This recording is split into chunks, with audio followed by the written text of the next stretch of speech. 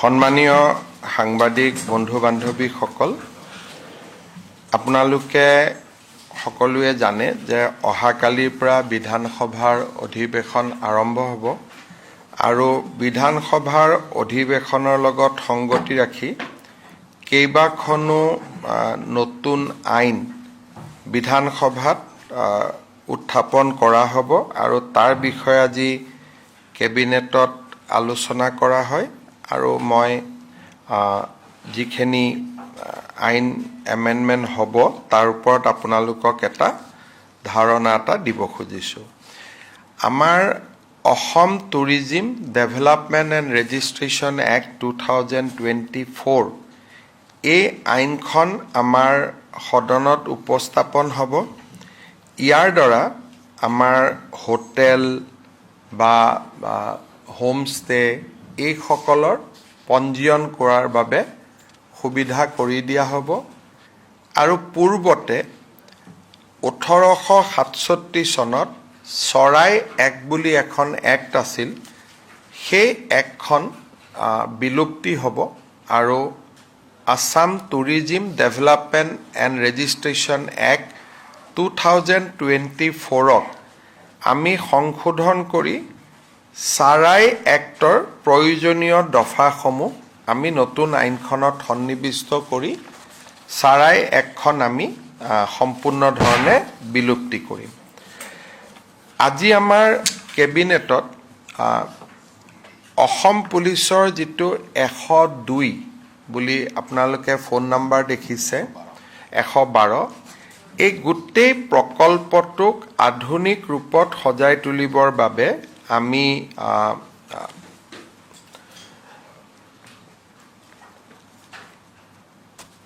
97.90 কোটি টকাৰ অনুমোদন দিওঁ।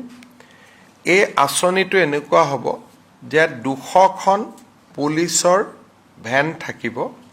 পুলিচ ভেনত সাব ইন্সপেক্টৰ এজনৰ নেতৃত্বত সেই পুলিচ ভেনখন থাকিব। 112ৰ এটা কল চেণ্টাৰ থাকিব, যিটো কল চেণ্টাৰ আমি দেৰগাঁৱত প্ৰতিষ্ঠা কৰিম লাচিত বৰফুকন একাডেমীত। যিকোনো মানুহে মোৰ ঘৰত চুৰ হৈছে, মোৰ ঘৰত ডকাইতি হৈছে বা মোৰ ওপৰত আক্ৰমণ হৈছে, 112ত ফোন কৰাৰ লগে লগে 112ই 108ৰ দৰে প্ৰথমতে আমাৰ যিটো ডেস্ক বোৰ্ড থাকিব তাত GIS ছিগনেলৰ পৰা উলিয়াই ল'ব যে ঘটনাস্থলীৰ পৰা কোনখন গাড়ী ওচৰত আছে আৰু সেই গাড়ীখনক তেওঁলোকে নিৰ্দেশ দিব যে পাণবজাৰত আক্ৰমণ এটা হৈছে বা ঘটনা এটা হৈছে, আপুনি পাণবজাৰৰ কাষত আছে, আপুনি ফাঁচী বজাৰত আছে, তৎকালীনভাৱে আপোনালোকে ঘটনাস্থলীলৈকে যাওক। তাৰমানে মোবাইল পুলিচ ষ্টেচন এটা হ'ব, 200টা মোবাইল পুলিচ ষ্টেচন, য'ত নেকি 112ক ফোন কৰাৰ লগে লগে তাৰ পৰা অপাৰেটৰে ইনষ্ট্ৰাকশ্যন দিব আৰু পুলিচ ষ্টেচন বা পুলিচ গাড়ীকেইখন ঘটনাস্থলীত গৈ উপস্থিত হ'ব। এই গোটেই কামটো কৰিবৰ কাৰণে আমাক 1000জন ড্ৰাইভাৰ লাগিব, 200খন গাড়ী কেইবাটাও শ্বিফ্টত হ'ব, 200খন গাড়ী লাগিব, আমাক ছফ্টৱেৰ লাগিব আৰু কণ্ট্ৰল ৰুমত এনি টাইম বহি থাকিবৰ কাৰণে 200গৰাকী ল'ৰা ছোৱালী লাগিব। এই গোটেই প্ৰকল্পটো আমি ৰূপায়ণ কৰিম আৰু তাৰ বাবে 100 কোটি টকা আজি কেবিনেটত অনুমোদন দিয়া হৈছে। এনেধৰণৰ আধুনিক 112ৰ সেৱা উত্তৰ প্ৰদেশ আৰু তেলেংগানা চৰকাৰে খুব ভালকৈ ৰূপায়ণ কৰি আছিলে। আমি এই সেৱাটো এতিয়া অসমতো আৰম্ভ কৰিম আৰু 112ত যেতিয়া কোনোবাই ফোন কৰিব, যদি মেডিকেল আৰ্জেঞ্চি হয় 112ই নিজে নিজে 108ক ফোন কৰি দিব। যদি ফায়াৰ ইমাৰ্জেঞ্চি হয় 112ই ফায়াৰক জনাই দিব। তাৰমানে এইটো হোম, পুলিচ, ফায়াৰ ব্ৰিগেড, স্বাস্থ্য তিনিওটা বিভাগত ইয়াত এটা এই 112ৰ জৰিয়তে এটা সমন্বয় সাধন কৰা হ'ব। তাৰমানে তেওঁ ভুক্তভোগীজনে 3টা ফোন কৰিব নালাগে, ফায়াৰ ব্ৰিগেডত ফোন কৰিব নালাগে, এম্বুলেন্সত ফোন কৰিব নালাগে, 112ত ফোন কৰিলেই গোটেইখিনি কাম একেলগে হ'ব। কিন্তু 108ও মুকলি থাকিব, এইটো নহয় যে 108 এতিয়া বন্ধ হৈ যাব নেকি, এইটো নহয়, 108ও থাকিব। কিন্তু 112ত ফোন কৰিলে দুৰ্ঘটনা হ'লে পুলিচে নিজে নিজে 108ক কৈ দিব যে অমুক জেগাত দুৰ্ঘটনা হৈছে, আপোনালোকে এম্বুলেন্স পঠাওক। চ' health, disaster response, integrated police station, আৰু এইটো 24x7 থাকিব। ৰাতি 2টা বজাতো যদি ফোন কৰে যে মোৰ ইয়াতে মাৰপিট হৈছে, ঘটনা হৈছে, ছোৱালী ওপৰত কিবা বেয়া শব্দ কোৱা হৈছে, যি ঘটনা হ'লে ৰাতি হ'লেও এই 200খন গাড়ী 24x7 ই এক্টিভ হৈ থাকিব, যেনেকৈ এম্বুলেন্স এক্টিভ হৈ থাকে। এটা মোবাইল পুলিচ ষ্টেচন টাইপ হ'ব। এইটো এটা বহুত ডাঙৰ ৰিফৰ্ম অসম পুলিচত। আজি কেবিনেটে 100 কোটি টকা অনুমোদন দিছে। ইয়াৰ লগত গাড়ীৰ দামটো নাই, গাড়ী আমি ইতিমধ্যে কিনি লৈছোঁ। আজি আমাৰ কেবিনেটত Assam minor mineral concession rules 2030খন আমি সংশোধন কৰোঁ। আপোনালোকে দেখা পায় যে অৰুণাচল, নাগালেণ্ড, মিজোৰাম বিভিন্ন ৰাজ্যৰ পৰা আমাৰ অসমলৈ শিল আহে, কিন্তু সেই শিল বালি নিজৰ ৰাজ্যত ৰয়েলটি দি আহিছেনে নাই তাক আমি চাব নোৱাৰোঁ। দ্বিতীয়তে কথা, অসমত অহাৰ লগে লগে যদি এখন ৰাজ্যত ৰয়েলটি দি নাহে, তেতিয়াহ'লে অসমৰ ব্যৱসায়ীবিলাকে ৰয়েলটি দিব লাগে, বাহিৰৰ পৰা আহিলে ৰয়েলটি নিদিয়াকৈ। গতিকে কম্পিটিশ্যনত আমাৰ ব্যৱসায়ীসকলে শিল বালি বিক্ৰী কৰিব নোৱাৰে, বাহিৰৰ পৰা আহিব। গতিকে আজি আমি এই আইনখন এমেণ্ডমেণ্ট কৰিছোঁ যে অসমত শিল বালি বাহিৰৰ ৰাজ্যৰ পৰা আহিলেও এটা ট্ৰেনজিট ফিজ 150 টকা পাৰ স্কুৱেৰ মিটাৰ আমাৰ ৰাজ্য চৰকাৰক দিব লাগিব। আৰু অসমলৈ যি শিল বালি আহিব, নিজৰ ৰাজ্যখনত ৰয়েলটি আৰু GST দি আহিব লাগিব। বিনা ৰয়েলটি GST অসমলৈকে এই সামগ্ৰীবিলাক আহিব নোৱাৰিব। 3 নম্বৰ, আগতে আমাৰ মহলবিলাক এনেকুৱা এটা জেগাত মহল আছে যেনেকৈ বানপানী আহি গ'ল, শিল আমি নোপোৱা হৈ যাওঁ। আইনখন এনেকৈ অনুমোদন দিয়া হৈছে যে নিৰ্ধাৰিত মহল পৰা 10 কিলোমিটাৰৰ ভিতৰত তেওঁলোকে ষ্টক ইয়াৰ্ডো পাতিব পাৰিব। মহলটো হ'ল নদীৰ কাষত, বানপানী আহি গ'ল, আমি বালি নোপোৱা হ'লোঁ। গতিকে বানপানী অহাৰ আগতে বালিখিনি আনি টাউন এখনত তেওঁ জমা কৰি থ'ব পাৰিব। মহলটোৰ পৰা 10 কিলোমিটাৰৰ ভিতৰত তেওঁ সামগ্ৰীখিনি আনি জমা ৰাখিব পাৰিব। তাৰমানে আমি এটা ষ্টক ইয়াৰ্ডৰো এটা আমি পাৰ্মিশ্যন দিছোঁ। ঠিক তেনেকৈ আমি আন কেইবাটাও মিনাৰেল এক্টত আমি আমাৰ বন বিভাগৰ বিষয়ে চাৰ্জ কৰিব পাৰিব, চিজাৰ কৰিব পাৰিব। ধৰক ৰেলে আমাক ৰয়েলটি দিয়া নাই, ৰেলৰ অফিচাৰক চামন কৰিব পাৰিব। হাইৱে আমাক ৰয়েলটি দিয়া নাই, হাইৱেৰ অফিচাৰক চামন কৰিব পাৰিব। অৰ্থাৎ ৰাজহ সংগ্ৰহৰ দৃষ্টিভংগীৰ পৰা আমি একটা শক্তিশালী সংশোধন কৰিছোঁ যাতে ফৰেষ্ট ৰয়েলটিটো ফাঁকি দিয়াটো কমি যায় আৰু ফৰেষ্ট ৰয়েলটি যাতে অসমৰ বৃদ্ধি হয়। আজি আমি আমুল, আপোনালোকে আমুলৰ নাম সকলোৱে শুনিছে, এটা মিল্ক প্ৰচেছিং ইউনিট বিশ্বনাথ চাৰিআলিত তেওঁলোকে স্থাপন কৰিব। ৰাণীত ইতিমধ্যে তেওঁলোকে স্থাপন কৰিছে, কাম চলি আছে। ৰাণীৰ পিছত বিশ্বনাথ চাৰিআলিত আমুলৰ মিল্ক প্ৰচেছিং ইউনিট স্থাপন কৰিবৰ বাবে আজি ৰাজ্য চৰকাৰে আমুলক 33 বিঘা মাটি বিশ্বনাথ চাৰিআলিত আবণ্টন দিছে। যোৱা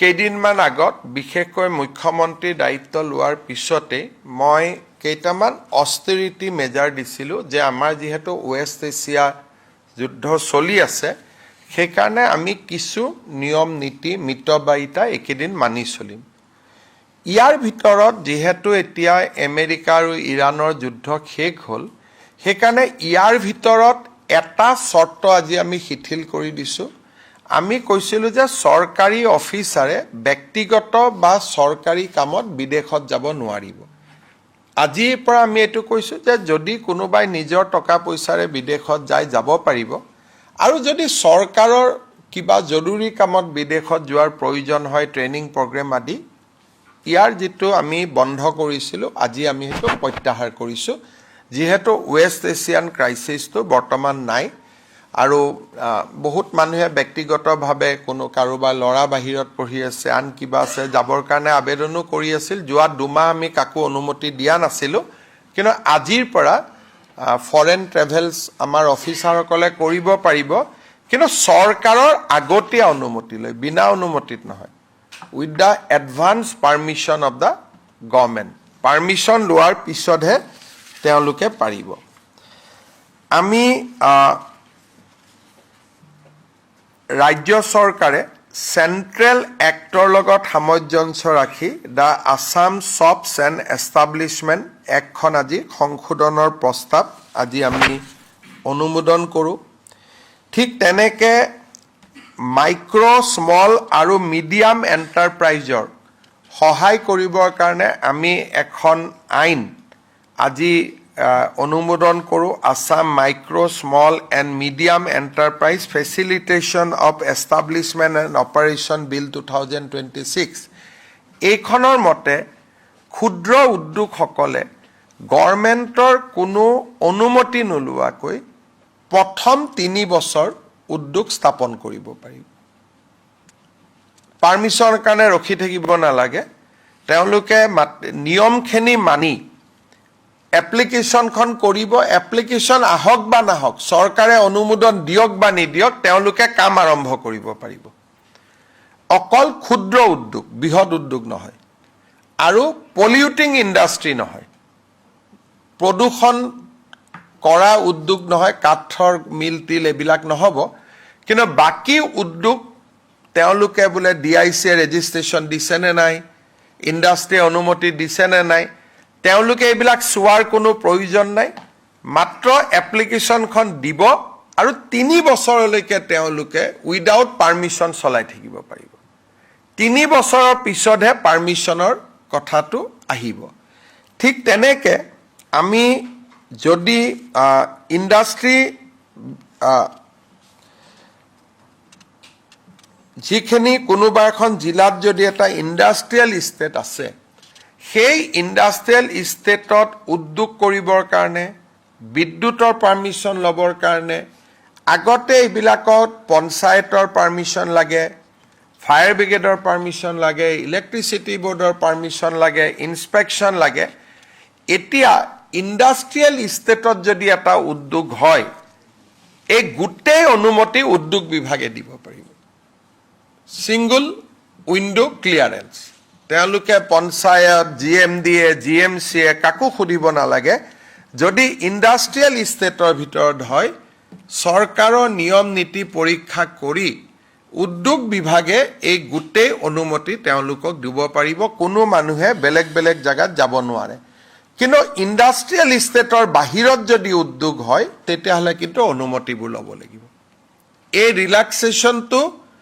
অকল ইণ্ডাষ্ট্ৰিয়েল ষ্টেটৰ ভিতৰতহে কৰিব দিয়া হৈছে কিন্তু যদি কোনোবা এটা উদ্যোগ স্থাপন কৰে গাঁৱত বা চহৰত ইণ্ডাষ্ট্ৰিয়েল ষ্টেট নহয় তেতিয়াহলে কিন্তু ফুল পাৰমিশন তেওঁলোকে প্ৰত্যেক বিভাগৰ পৰা ল'ব লাগিব কিন্তু যদি ইণ্ডাষ্ট্ৰিয়েল ষ্টেটৰ ভিতৰত হয় তেতিয়াহলে তেওঁলোকে ইণ্ডাষ্ট্ৰি ডিপাৰ্টমেণ্টে সিঙ্গল উইন্ডো ক্লিয়াৰেন্স তেওঁলোকক দিব পাৰিব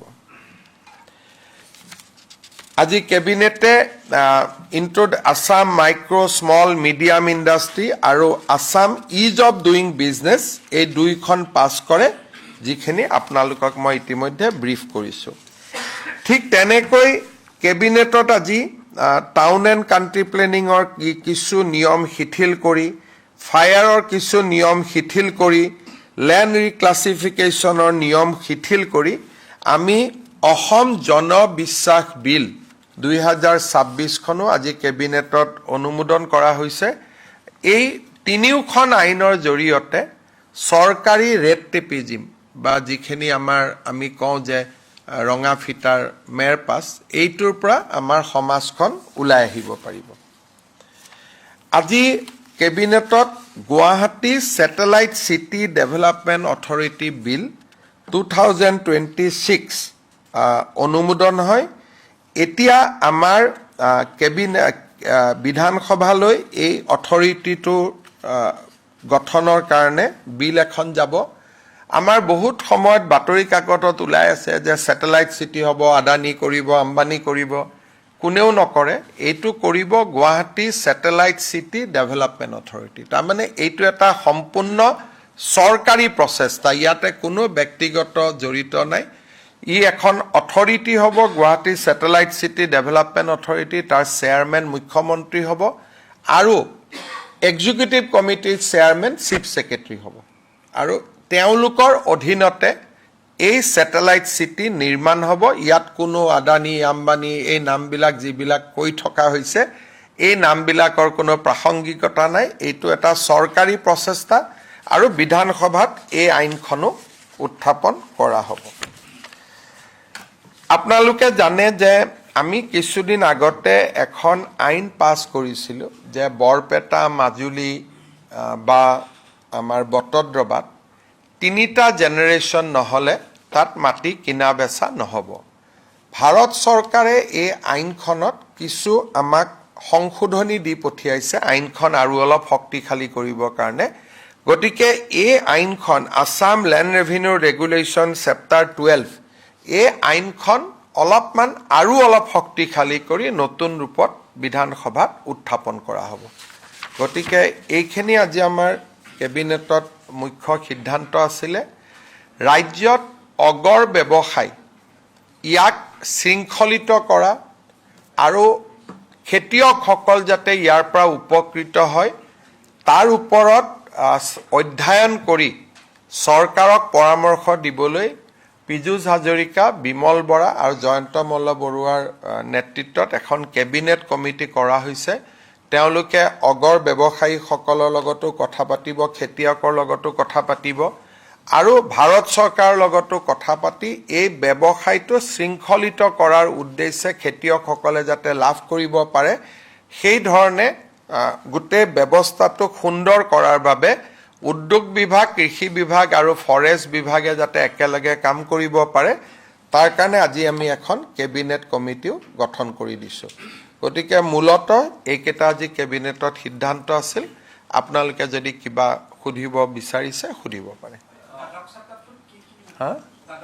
দ্বাদশ চেপ্টাৰটোত হ'ল যে 200 বছৰৰ পুৰণি মন্দিৰ বা মছজিদ বা সাংস্কৃতিক কীৰ্তিস্তম্ভ, ৰংঘৰ, ইয়াৰ 5 কিলোমিটাৰৰ ভিতৰত সেই অঞ্চলটোৰ 3 প্ৰজন্মৰ মানুহ নহ'লে তাত মাটি কিনিব নোৱাৰিব। আগতে আমি বিধানসভাত এই আইনখন পাছ কৰিছিলোঁ, কিন্তু যেতিয়া ৰাষ্ট্ৰপতি মহোদয়ালৈকে পঠিয়ালোঁ, কিছু আমাক আৰু ছাজেশ্যন দিলে। সেই ছাজেশ্যনখিনি আমি ইনকৰ্পৰেট কৰি বিলখন আমি নতুনকৈ পাছ কৰাম। মুখ্যমন্ত্ৰী মহোদয়, এই যিটো গোবিন্দপুৰ এৰিয়া আছে বৰপেটা জিলাৰ, তাতো বা বৈঠাপুতা সত্ৰও আছে, তাত কমেও 29,000 বিঘা মাটি বেদখলৰ কবলত আছে।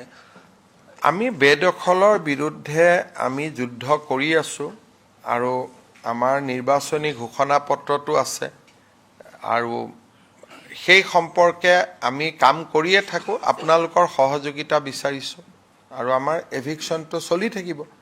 আজিও মই এখন টুইটাৰত ফটো দিছোঁ যে 3 বছৰ আগতে আমি এভিকশ্যন কৰিছিলোঁ, এতিয়া সেই গোটেই জেগাটোত হাতী ভৰি গৈছে। গতিকে মই ভাবোঁ যে আপুনি আজি যিটো স্পিৰিটত মোক প্ৰশ্ন কৰিছে, যদি আমি তাত উচ্ছেদ অভিযান হাতত লওঁ, আপোনালোকে একেটা স্পিৰিটতে আমাক সহযোগিতা কৰিব। নিশ্চিতভাৱে এই ক্ষেত্ৰত ND24ৰ মুখ্য সম্পাদক ৰাজদীপ বাইলুং বৰাই নিজে ইয়াত কৈ, মই ক'লো নহয়, ৰাজদীপ বাইলুং বৰাইতো ছাপৰ্ট কৰিব, কিন্তু আন দুখনে আকৌ সমালোচনা কৰিব। গতিকে এটা সাংবাদিকৰ মাজতো যদি এটা একতা থাকে, ইউনিটি থাকে যে এভিকশ্যনত আমি চৰকাৰক সমৰ্থন কৰিম, তেতিয়াহ'লে ভাল হ'ব।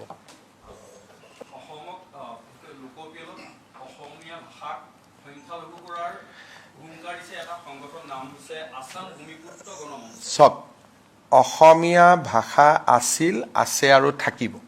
যেনেকৈ আজিৰ দৰে আছিল তেনেকৈ থাকিব। লোকপিয়লত যি হওক নহওক এইটো কথালৈ অসমীয়া মানুহক কোনেও ব্লেকমেইল কৰিব নোৱাৰে। যি ধৰণে অসমীয়া ভাষা আছিল, আছে আৰু থাকিব।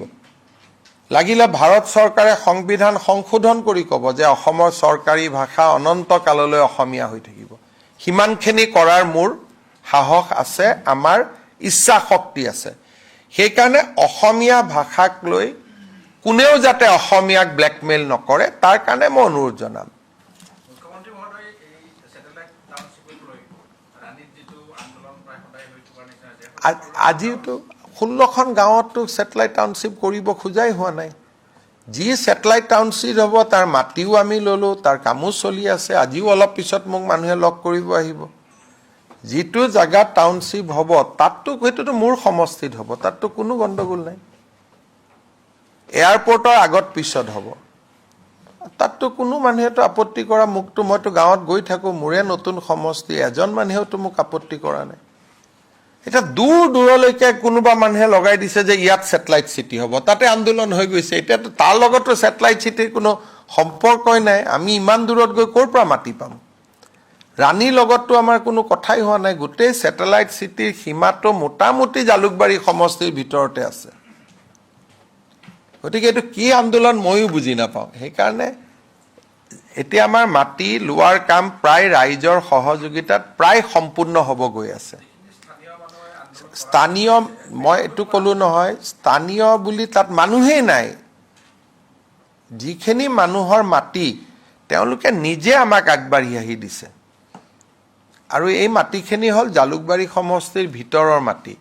মই তাৰ MLA, মই মানুহৰ লগত কাজিয়া কৰি তাতে মাটি ল'ম নেকি? মোকে দেখোন অহাবাৰ ভোট নিদিব। সেইকাৰণে আমাৰ সমষ্টিৰ ৰাইজে যিখিনি জেগাত আমি কৰিব খুজিছোঁ তাত সহযোগিতাও কৰিছে। আৰু প্ৰায় 3000 বিঘা মাটি আমি অলৰেডি নটিচ দি তাক লোৱাৰ প্ৰক্ৰিয়া প্ৰায় শেষ পৰ্যায়ত আহি পালে। যোনে ময়ো পেপাৰত পঢ়ি থাকোঁ, যোনে তোনে আন্দোলন কৰি দিছে যে ৰাণী অমুক, আমিতো ৰাণীৰ কথা পাতাও নাই। যিমানখিনি আছে জালুকবাৰী সমষ্টিৰ লগতে আছে।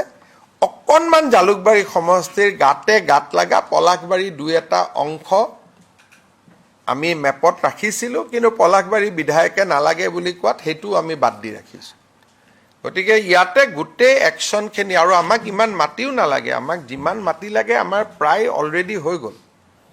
80জন মানুহে আমাক কমপ্লেইন দিছে, তাৰো 60জন এতিয়া অলপ পিছতে মোৰ ওচৰত আহিব আলোচনা কৰাৰ কাৰণে। গতিকে এই বিষয়টোলৈ ময়ো নাজানো ক'ৰ পৰা কোনোবাই আন্দোলনো কৰিছে, অমুকো কৰিছে। এইটো বিষয়টোতো এনেকুৱা বিষয় নহয়।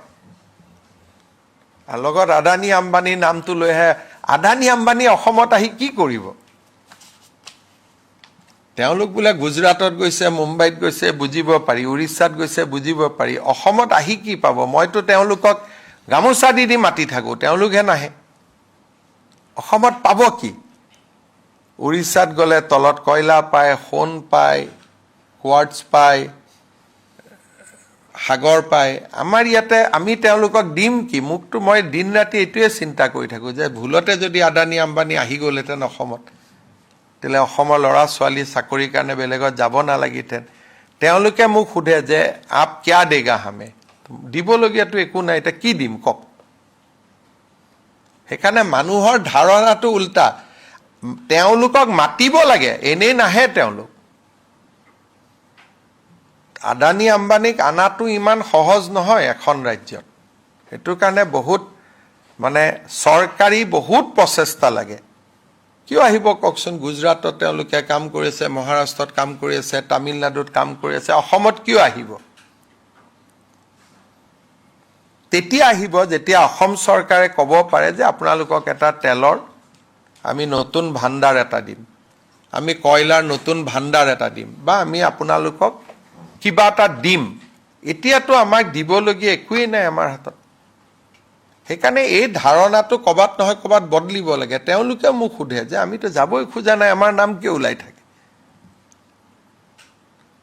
আম্বানীক উল্টাই মই বাৰে বাৰে গৈ লগ কৰি মাতিহে থাকোঁ, আদানীক মাতিহে থাকোঁ, আনিব পৰা নাই। দুই এটা সৰু সুৰা কামত আহিছে, সেইটো মানে একেবাৰে মোৰ ৰিকুৱেষ্টত পৰি আহিছে, এৰাব নোৱাৰি। এতিয়া ছেটেলাইট চিটিত যদি আদানীয়ে মাটি লয়, সেই মাটি কি কৰিব আদানীয়ে? বিল্ডিং বনাইতো বিক্ৰী কৰিব লাগিব। অসমৰ মানুহে আদানীয়ে বনোৱা বিল্ডিং কিনাৰ শক্তি আমাৰ এতিয়াও আহিছে জানো? আমাৰ ইয়াত স্কুৱেৰ ফিট হৈছে 5 বা 6 হাজাৰ টকা। আদানীয়ে কৰা কনষ্ট্ৰাকশ্যনৰ স্কুৱেৰ ফিট হৈছে 20,000 ৰুপিজ। মানে অভিজাত্য থকা মানুহৰ কাৰণে। আমিতো মিডল ক্লাছ মানুহ, গতিকে আমাৰ ইয়াতে এই প্ৰত্যেকটোতেই বিল্ডিং বনাব লাগিব। আমাৰ ইয়াত আৰু ক'ত বিল্ডিং আদানী আম্বানীয়ে বনাব? এই কথাবোৰ কিয় বুজি নাপায় ময়ো বুজি নাপাওঁ। চব কথাতে আদানী আম্বানীক লৈ আহে। আদানী আম্বানীয়ে যি বিল্ডিং বনাব, আপোনালোকে কল্পনা কৰকচোন, ওপৰত হেলিকপ্টাৰ পৰিব, তলত ডাঙৰ ডাঙৰ ফ্লেট হ'ব। সেই ফ্লেট আমাৰ অসমৰ কেইজন মানুহে কিনিব? না আপুনি কিনিব পাৰিব, না মই কিনিব পাৰিম। গতিকে ছেটেলাইট চিটি আদানী আম্বানীয়ে আহিবৰ কাৰণে সেইটো এটা অসমৰ, তেতিয়ালৈকে অসমৰ মানুহ বহুত ধনী হ'ব লাগিব। মইতো ভাবোঁ যে তেনেকুৱা পৰিৱেশ হয়তো আৰু 20 বছৰ লাগিব। আৰু কিবা কাৰণত যদি আদানী আম্বানীয়ে অসমত ছেটেলাইট চিটি বনোৱা বুলি শুনে, অসমখন বুম হৈ যাব। অসমখন তেতিয়াতো আৰু কথাই নাই, অসমখন বহুত আগুৱাই যাব। মইতো কামনা কৰি থাকোঁ এই নিউজবিলাক যাতে সঁচা হয়। যেনেকৈ প্ৰতিদিনত হেডলাইন ওলায়, ৰাতিপুৱাই মই ভগৱানক সেৱা কৰোঁ, হে ভগৱান এই নিউজটো সঁচা হৈ যাওক, সঁচাকৈ আদানী আম্বানী আহি যাওক। কাৰণ তেওঁলোকতো দেশদ্ৰোহী নহয়, তেওঁলোক আহাত কি বাধা আছে? আজি তেওঁলোক আহিলে, এয়াৰপৰ্টখন বনালে, আমিতো সদায় সেইখনলৈকে এটা গৌৰৱে কৰি থাকোঁ। গতিকে আহিলে ভালহে। গতিকে আপোনালোকেও লিখি থাকক, আহক, আহিব আহিব বুলি কৈ থাকিলে লাগি যায় নহয়। গতিকে লাগি গ'লে ভাল হ'ব।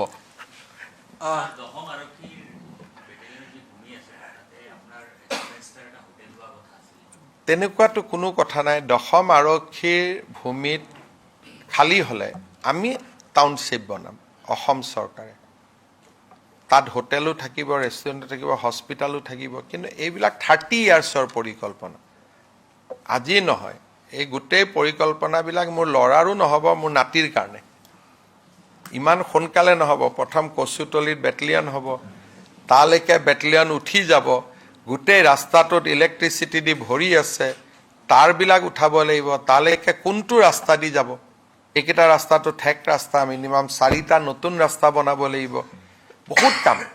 গতিকে এইবিলাক হৈছে মোৰ 30 ইয়াৰ্ছৰ পৰিকল্পনা, আজিকালিত নহয়। 30 বছৰত কি হ'ব, 20 বছৰত কি হ'ব, যিটো মোৰ পৰিকল্পনা, বেটেলিয়নৰ কেম্পখন টাউনশ্বিপ বনোৱা পৰিকল্পনা, এইটো আফটাৰ মিনিমাম 20 ইয়াৰ্ছ পিছত।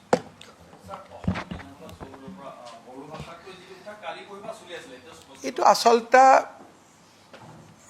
অধ্যক্ষ মহোদয়ে হিন্দী ভাষাটো তাত আনিছে, ৰাষ্ট্ৰীয় ভাষা হিচাপে থাকিব লাগিছিল, আমাৰ নাছিলে। হিন্দী আনা মানে বড়োটো গুচাই দিয়াটো নহয়। এইটো ক'ৰ পৰা কেনেকৈ নিউজটো ওলাল ময়ো বুজি পোৱা নাই। মই যেতিয়া স্পীকাৰক ফোন কৰি সুধিলোঁ, স্পীকাৰে ক'লে যে বড়ো ভাষা আমি কেনেকৈ আঁতৰ কৰিম, এইটোতো associate language of the state. Assam বিধানসভাত পূৰ্বৰ পৰাই অসমীয়া, বঙালী আৰু বড়োত কাৰ্যসূচী চলে। ঘটনা ইমানেই হৈছে, ধৰক মোৰ নেম প্লেটখন, অতুল বৰা ঘৰৰ সন্মুখৰ নেম প্লেটখন, তেওঁ অকল অসমীয়াটো লিখিব পাৰে, বা বড়ো বিধায়ক এজনে অকল বড়োত লিখি থ'ব পাৰে, কৌশিক ৰায়ে বঙালীতে অকল লিখি থ'ব পাৰে। সিমানেই। নেম প্লেটখিনি ইচ্ছামতে লিখিব, নিজৰ যেনেকুৱা ইচ্ছা। বাকী যিমান যি আছে বড়োৰ সম্পদ বা বড়ো ভাষা, বড়োত বিল আহে, বড়োত ইণ্টাৰপ্ৰিটাৰ আছে, এইবিলাক চলি থাকিব, তাত একো খেলি মেলি নাই। খালি ধৰক জয়ন্ত মল্লবৰুৱাৰ যিটো আৱাস, সেই আৱাসত আমাৰতো নেম প্লেট নায়েই। কাৰোবাৰ নেম প্লেট থাকিলে তেওঁ নেম প্লেটখন কি ভাষাত লগাব সেইটো তেওঁৰ নিজৰ কথা। বড়োসকলে হয়তো অকল বড়োত লিখিব, তাততো আমি জোৰ কৰি ক'ব নোৱাৰোঁ আপুনি অসমীয়াত লিখক বুলি। বা বেংগলী বিধায়ক এজনে বঙালীতে লিখিব, আমি ক'ব নোৱাৰোঁ অসমীয়াত লিখক। আমি অসমীয়াত লিখিম, আমাকো কোনেও ক'ব নোৱাৰে যে আপোনালোকে বেলেগ ভাষাত লিখক। ইমানটোৱে কথা।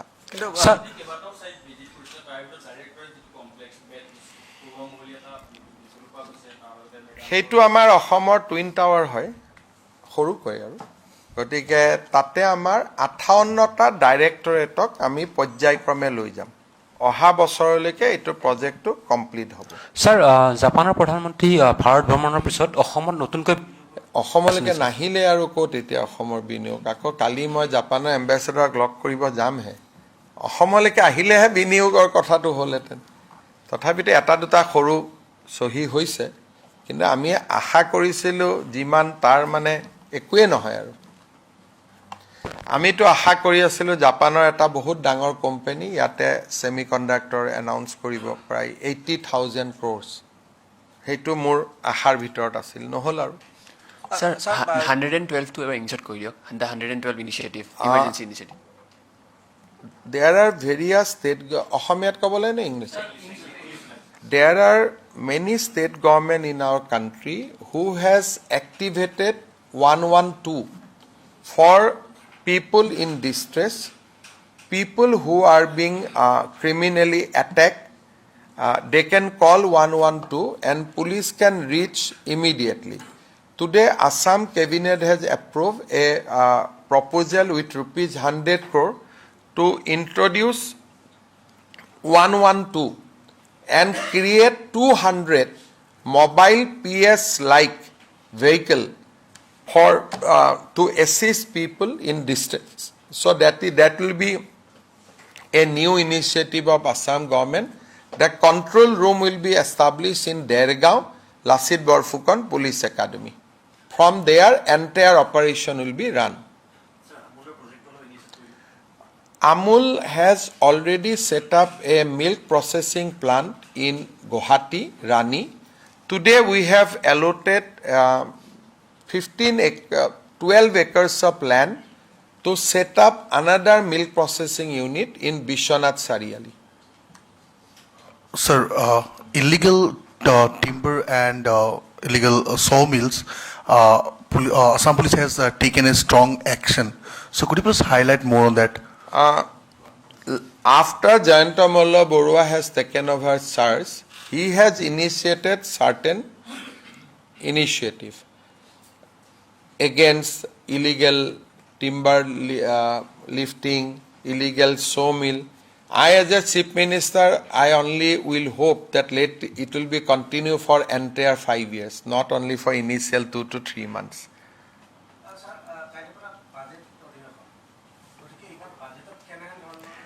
বাজেটত এইবাৰ মুখ্যতঃ চৰকাৰৰ 5 বছৰৰ পৰিকল্পনা আমি আপোনালোকে যদি লক্ষ্য কৰে 2021 চনত যিখন আমি বাজেট দিছিলোঁ তাত আমি এবছৰৰ কথা কোৱা নাছিলোঁ 5 বছৰৰ কথা কৈছিলোঁ যে আমি অসমক এনেকুৱা এটা পৰ্যায়লৈকে নিব খোজো গতিকে এইবাৰ বাজেটত আমি মূলতঃ আমাৰ চৰকাৰৰ 5 বছৰৰ যিটো পৰিকল্পনা সংকল্প পত্ৰৰ ভিত্তিত সেই 5 বছৰীয়া পৰিকল্পনাটো আমি দাঙি ধৰিম agriculture industry MSME self-help group employment these will be the thrust area renewable power so these will be the thrust area so basically a economic vision for the next 5 years. Sir, in Assam, 30 districts is under heat wave now. We are closely monitoring the situation. The moment it requires declaration under Disaster Management Act, we will declare. But as of now, we are closely monitoring the situation.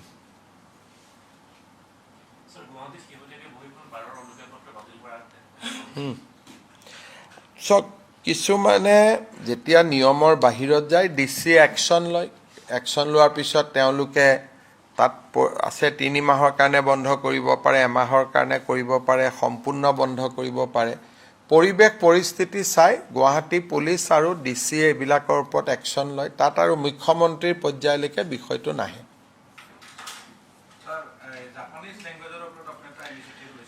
এইটোৰ ওপৰতো আজি মই গৈছিলোঁ আমাৰ য'ত আমাৰ ইনিচিয়েটিভটো চলি আছে তাত 58 জন ল'ৰা ছোৱালীয়ে পঢ়ি আছে আৰু সকলো কনফিডেন্ট যে আমি পৰীক্ষাটোত পাছ কৰিব পাৰিম আৰু জাপানৰ লগত আমি ছিংগাপুৰলৈকে নাৰ্ছ পঠাই আছোঁ আৰু এতিয়া জাৰ্মান নৰ্থ কোৰিয়াৰো আমি কথা পাতি আছোঁ বেচিকেলি ফৰেন লেংগুৱেজ আমাৰ ল'ৰা ছোৱালীক যদি আমি শিকাওঁ আজিয়ে মই তাতে লগ পাইছিলোঁ যে IT-ত BTech পাছ কৰিছে অসমত চাকৰি হ'লে মেক্সিমাম 1 লাখ টকা দৰমহা পাব কিন্তু সেই ল'ৰাজনে যদি জাপানীজ লেংগুৱেজ শিকি বাহিৰত যায় তেওঁৰ বিগিনিং দৰমহা 3.5 লাখ টকা হ'ব সেইকাৰণে আমাৰ ল'ৰা ছোৱালীবিলাকক আমি ফৰেন লেংগুৱেজ পঢ়াব চেষ্টা কৰিছোঁ প্ৰথম আমি 58 জন ল'ৰা ছোৱালী আৰু দুটা এজেন্সিয়ে কাম কৰিছে টোটেল 100 এই কেইগৰাকীৰ যদি প্লেচমেণ্ট আদি ভাল হয় তেতিয়া বাকী সকলো আগ্ৰহী হ'ব সেইকাৰণে আজি মই গৈছিলোঁ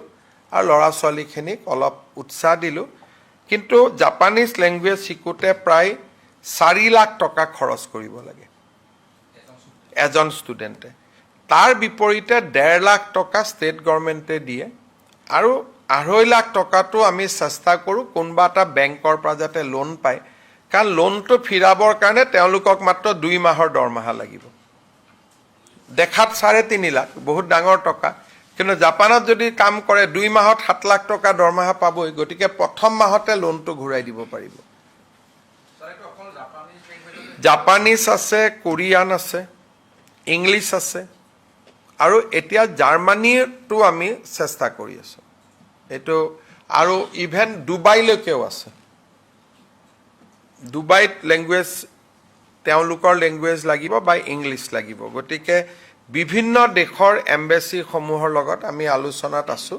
যাতে অসমত আমি মেক্সিমাম ফৰেন লেংগুৱেজৰ এটা প্ৰশিক্ষণৰ ব্যৱস্থা কৰিব পাৰোঁ উৰিষ্যাই বহুত ভাল কাম কৰি আছে এই ক্ষেত্ৰত গতিকে আমি উৰিষ্যাই ছিংগাপুৰৰ লগত বহুত ভাল কৰি আছে আমি তাৰ পৰা শিকি পেলাই অসমতো আমি কৰিব খুজিম ছাৰ 31লৈকে লক্ষ্য কৰি সকলো আঞ্চলিক শক্তিক ৰাজনৈতিক শক্তি একত্ৰিত হোৱাৰ বাবে আহ্বান জনাই আছে ৰাজ্যৰ দলৰ সভাপতি অখিল গগৈ আঞ্চলিক মহাসংঘ খোলাৰ কাৰণে আহ্বান জনাইছে চাওক ইলেকশ্যনৰ ৰিজাল্ট দিলে 102খন আসন পালোঁ এতিয়া আমাৰ কাম কি অসমৰ মানুহক সেৱা কৰা এইবিলাক চালে কি লাভ হ'ব হলে কি লাভ হ'ব একত্ৰিত হ'লেওতো আজি একো আমাক নকৰে গতিকে 28 চনমান আহিলে এইবিলাক চালে মোৰ লাভ আছে এইকেইটা দিন মই এইবিলাকত কিয় মাজত সোমাম কোনোবা একত্ৰিত হ'লেতো ভালে একত্ৰিত হ'ব কিন্তু মোৰ এইবিলাকত বৰ্তমান ইণ্টাৰেষ্ট নাই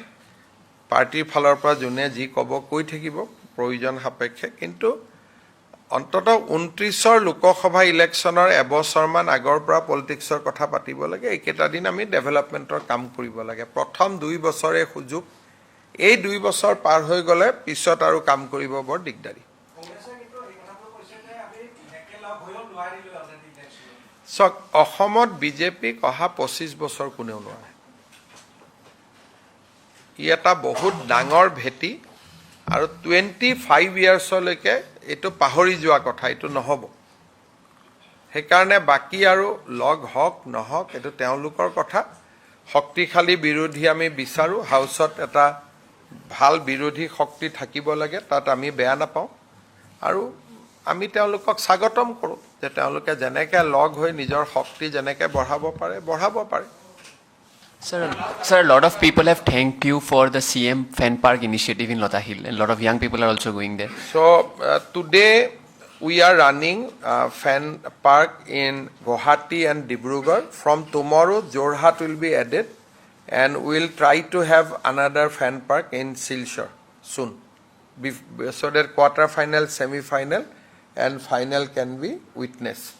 So this is an initiative to engage the young crowd with the government, with the games, to give lot of positivity to them. I am very happy. It was a very small initiative, but people are appreciating. Sir, whom are you supporting? My son is supporting Argentina. So if I say that I am supporting somebody else, he will be angry. So I am keeping my comment within myself.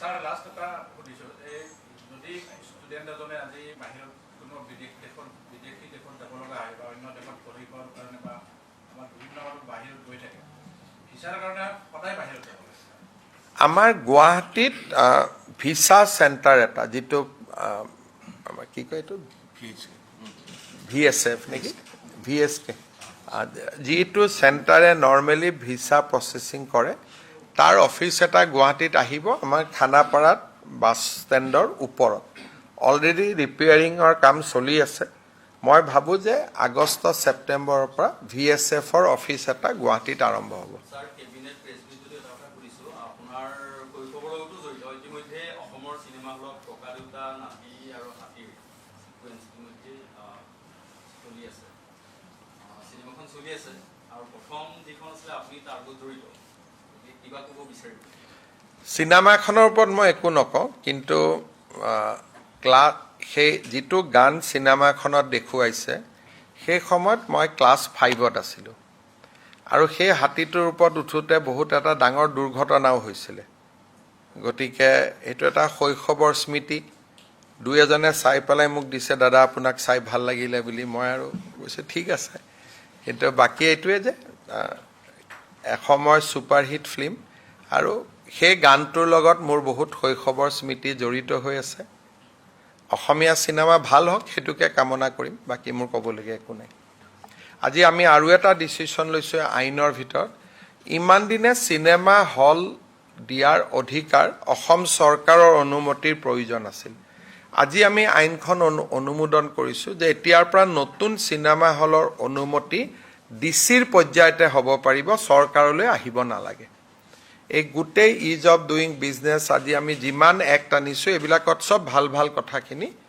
ইয়াত involve হৈ আছে এতিয়া কোনোবাই যদি cinema hall কৰে ডিচিয়ে permission দি দিব পাৰিব গুৱাহাটীলৈকে আৰু কাগজ আহিব নালাগে सर नकली एनर्जी ड्रिंक को लेकर एक इशू उठ रहा है FSA से AI ने उस पर उनसे मांगा है एक जवाब मांगा है कि इसमें एनर्जी क्या है आप थोड़ा हमारा हेल्थ मंत्री जी से बात कर लीजिएगा शायद भारत सरकार से उनका पास भी कुछ कागज आया है मैं बता दूंगा आप एक बार बात कर लीजिएगा क्या मेरा पास बहुत ज़्यादा इंफॉर्मेशन इस वक्त नहीं है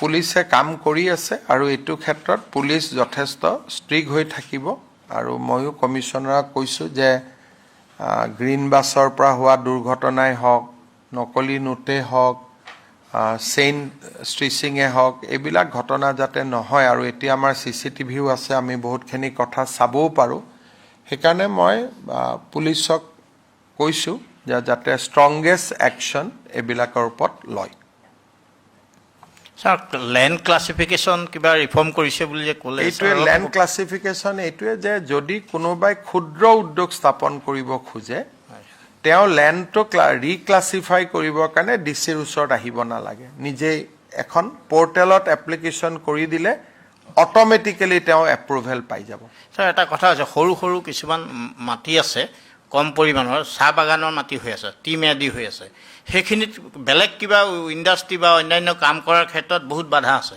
এই সৰু লেণ্ডবিলাক কিবা কাৰণত ক্লাছিফিকেশ্যনটো চেঞ্জ কৰিব পৰা যায় নেকি টি লেণ্ডবিলাক মই নাজানো বস্তুটো কিন্তু টি গাৰ্ডেন হ'লে বদলাব দিগদাৰী কিন্তু যদি টি গাৰ্ডেন নাই খালি মাটিখিনি এনেই পৰি আছে তেতিয়া কথাটো বেলেগ নাই এটা সময়ত কি আছে সৰু সৰু বাগানবিলাক খোলোতে সেইবিলাক টি ম্যাদি কৰা হ'ল কিবা সুবিধা পাম বুলি এতিয়া প্ৰব্লেম হৈছে কিছুমান মানুহৰ যে তেওঁলোকে চাহ বাগানটো উঠাই বেলেগ কিবা কৰিব খুজিছে সেই বিষয়টো কেশৱ মহন্ত ডাঙৰীয়াৰ লগত কথা পাতিব অলপ চাব লাগিব যে তেওঁলোকে চিলিঙৰ ওপৰত মাটি ৰাখিছিল নেকি চিলিঙৰ ওপৰত মাটি ৰাখিব পাৰে অকল বাগান বুলি গতিকে বাগান কৰিম বুলি তেওঁলোকে চিলিঙৰ ওপৰত মাটি ল'লে এতিয়া বাগান নকৰোঁ বুলি কৈ বিক্ৰী কৰিব খুজিব এই ধৰণৰ কিছুমান নিয়মৰ কথা আছে কিন্তু বিষয়টোৰ ওপৰত মোৰ আইডিয়া কম আছে পিছত কেশৱ মহন্ত ডাঙৰীয়াই পৰীক্ষা কৰি আপোনালোকক জনাব হ'ব আৰু একো নাই